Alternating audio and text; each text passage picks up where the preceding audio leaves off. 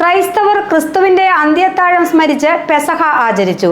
ഇനി കുരിശുമരണത്തിന്റെ സ്മരണയുമായി ദുഃഖവെള്ളി ആചരിക്കും.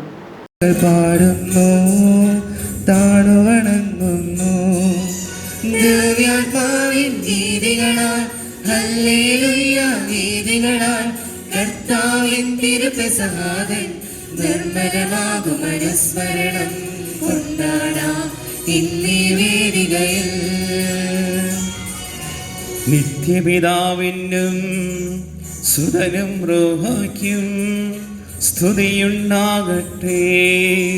ദിവ്യാത്മാവിൻ ഗീതികളാൽ ഹല്ലേലൂയ ഗീതികളാൽ കർത്താവിൻ തിരുപെസഹാദൻ നിർമ്മലമാകും അനുസ്മരണം കൊണ്ടാടാം ഇന്നീ വേദികയിൽ.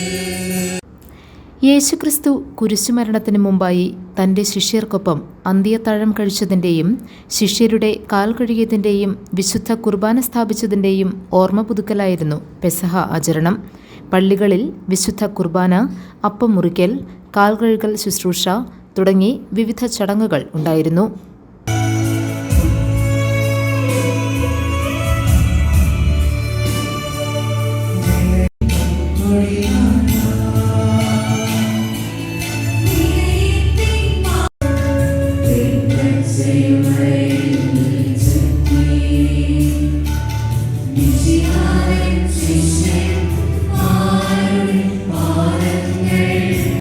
ക്രിസ്തുവിൻ്റെ പീഠാനുഭവവും കുരിശുമരണവും അനുസ്മരിക്കുന്നതാണ് ദുഃഖവെള്ളി.